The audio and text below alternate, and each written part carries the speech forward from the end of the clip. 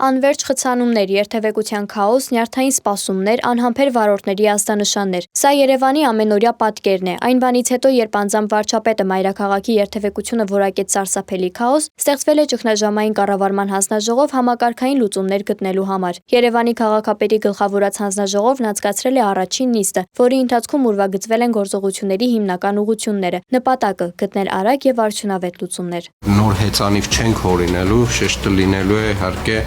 հանրային տրանսպորտի ավելի զարգացման, ավտոմեքենաների հենց բուն մարդատար ավտոմեքենաների որոշակի սահմանափակումների, տեխնոլոգիական նոր լուծումների եւ այն ինչը որ կարող ենք քննարկել եւ իրականացնել կարճաժամկետում։ Քաղաքապետը նաև հիշեցրեց քաղաքային շարժունակության առաջնահերթությունների հիերարխիայի մասին։ Հիմնարար սկզբունք, որը պետք է ուղղորդի հանձնաժողովին իր հետագա որոշումներում։ Անվտանգությունը որպես առաջնահերթություն ֆիքսենք, որովհետև այնուամենայնիվ վերհիշենք, որ բուրգի վերևում հետիոտն է, հետո գալիս են հեծանվային եւ այդ տեսակի տրանսպորտային միջոցները, գալիս է հասարակական տրանսպորտը եւ ամենավերջում իր կարեւորության աստիճանով գալիս են ավտոմեքենաները։ Պայմանավորվեցինք 18 խաչմերուկների լուսացույցերի մրցույթի փաթեթում։ Ավտոբուսային գծերը դուք արդեն կներկայացնեք բոլորին եւ իհարկե ամենակարևոր հարցը, որը որ ֆիքսեցինք նաեւ պոտենցիալ սահմանափակումների օրակարգը, որը հաջորդ անգամ հենց դա պոտենցիալ քննարկենք։ Քաղաքացիական հասարակության փորձագետները զգուշացնում են, որ լուծումը պահանջում է համալիր մոտեցում։ Վարորդի ինկեր հասարակական կազմակերպության նախագահ Տիգրան Քեյանը համոզված է, որ խնդրի լուծման առաջին քայլերից մեկը պետք է լինի քաղաքի երթևեկության սխեմայի արմատական վերանայումը։ Մենք վերջերս քաղաքապետարանի կողմից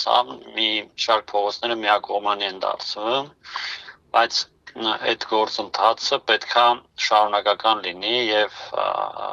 Երևան քաղաքում դեպի աչակողմե երթևեկություն է կոչվում, այդ երթևեկությունը պետքա փոփոխվի հենց այդպես, այսինքն միակողմանի փողոցներով, այսինքն դեպի աջ երթևեկելով վարորդները պետքա հասնեն իրենց ուզած ցանկացած կետին։ Տիգրան Քեյանը պնդում է ոչ միայն ավտոբուսային գծեր ստեղծելու, այլև երթևեկության այլ ասպեկտները կարգավորելու անհրաժեշտության մասին։ Քաղաքային տրանսպորտի հետ նաև պետքա թույլատրվի այն տրանսպորտային միջոցներին, օրինակի համար տաքսին, տաքսին պետքա նաև իրավունք ունենա այդ գոտիով երթևեկի։ Բայց մենք պետքա մինչ այդ որոշումը կայացնել եւ այդ հնարավորությունը օրենքով տալը, մենք տարբերակում ունենանք, թե ովքեր են տաքսի ծառայություն մատուցողները, որ տրանսպորտային միջոցներ են։ Դրա համար այդ ոլորտը արմատական պետքա կարգավորվի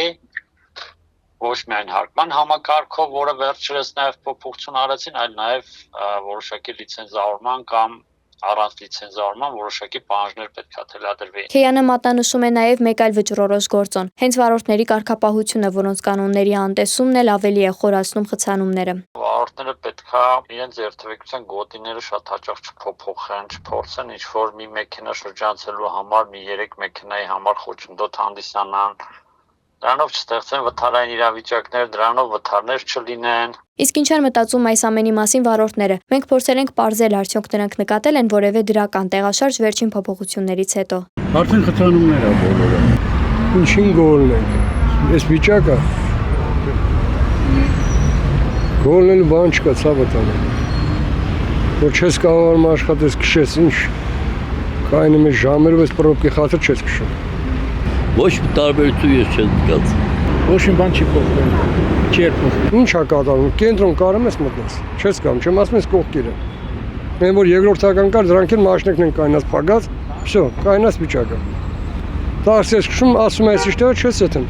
Հանուն այդ պրոբկի չես եթ։ Թե որքանով արդյունավետ կլինեն ձեռնարկվող քայլերը եւ երբ երևանցիները կզգան իրական փոփոխությունը, ցույց կտան առաջիկա ամիսները։ Աննա Հարությունյան, Լևոն Ոսկանյան, Reopen Media։